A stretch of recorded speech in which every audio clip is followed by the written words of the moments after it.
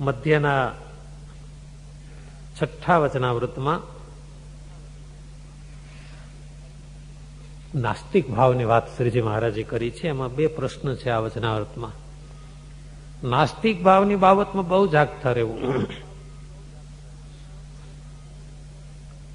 સ્વામિનારાયણ ભગવાન કહે છે આ સંસારમાં કેટલાક એવા જીવ છે યવન જેવા, એમ બોલે છે ગંગાજીનું પાણી ને બીજું પાણી બે સરખા પાણી જ છે ને, એમાં શું?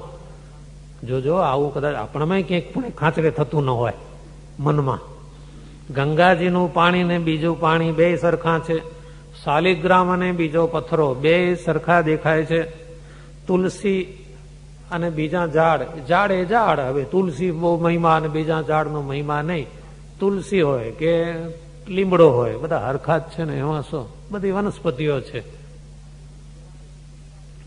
ભગવાનનું પ્રસાદીનું અનાજ અને બીજું અનાજ બે સરખું. પ્રસાદીના અનાજ ખાવાથી કઈ થોડુંક પેટ ભરાઈ જાય છે,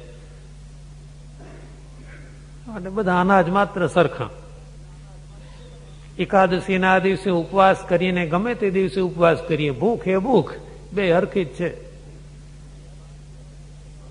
સાધુ હોય કે અસાધુ હોય બે સરખા છે, એને નાક કાન માથું મોઢું છે, બધાને છે.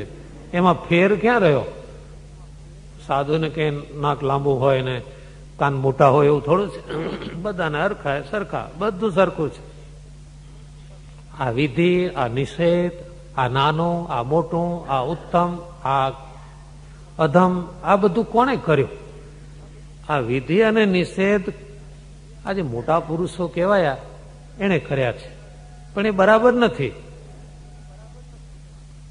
સ્વામિનારાયણ ભગવાન સંતોને પૂછે છે, નાના નાના સંતોને, બોલો આ વિધિ નિષેધ સાચા કે પછી કલ્પિત છે? નાના સંતો કે છે મહારાજ વિધિ નિષેધ તો સાચા છે. જો વિધિ નિષેધ સાચા ન હોય તો સ્વર્ગ અને નર્ક કોના માથે? સ્વામિનારાયણ ભગવાન કે છે સંતો નાના છે પણ સારું સમજે છે. હે સંતો, વિધિ નિષેધ સાચા છે. જેમ કોઈ સાહુકારે હુંડી લખી આપી હોય, એ હુંડીમાં એકે રૂપિયો દેખાતો ન હોય, પણ જેના નામની હુંડી હોય એ વટાવે એટલે એમાંથી રૂપિયાનો ઢગલો થાય. એમ શાસ્ત્ર છે એ મોટા પુરુષોએ લખેલી હુંડીઓ છે, વ્યાસ, વાલ્મીક, સનકાદિક વગેરે. તો શાસ્ત્ર પ્રમાણે વિધિ નિષેધનું જે પાલન કરે એ સુખી થાય છે. અને જે વિધિ નિષેધમાં જેને શ્રદ્ધા ન હોય એને નાસ્તિક જાણવો અને એને પાપી જાણવો.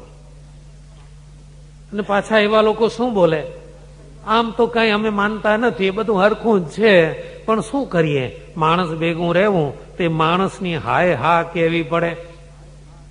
શ્રીજી મહારાજ આ વાક્યો કે છે. આવી બોલી જેની સાંભળો એનો ક્યારેય પણ સંગ રખવો નહીં, એના પ્રસંગનો ત્યાગ કરવો. અને હે ભક્તજનો, ક્યારેક મનમાં ભગવાન સિવાય બીજા કોઈ વિચાર આવે તો ગભરાશો નહીં, કારણ કે ચિત્તનો સ્વભાવ છે દર્પણની જેમ. દર્પણમાં તમે મોઢું જુઓ તો તમારું મોઢું દેખાય, દર્પણમાં કોઈ સંત મહાત્મા આવે તો એનું પણ મોઢું દેખાય, તો દર્પણમાં કોઈ પશુ આવે તો એનું પ્રતિબિંબ દેખાય. એમ આપણું ચિત્ત છે ને દર્પણ જેવું છે. ઘણી વાર જે વાત ચડી જાય એ વાત અંદર ચિંતન થાય, એ જોઈને હિંમત હારવી નહીં, ગભરાવું નહીં. ચિત્તનો એવો સ્વભાવ જ છે. માટે ભગવાનનું ભજન કરવું અને ભગવાનની કૃપાથી આપોઆપ સર્વ વાતની સિદ્ધિ થશે. સ્વામિનારાયણ ભગવાન.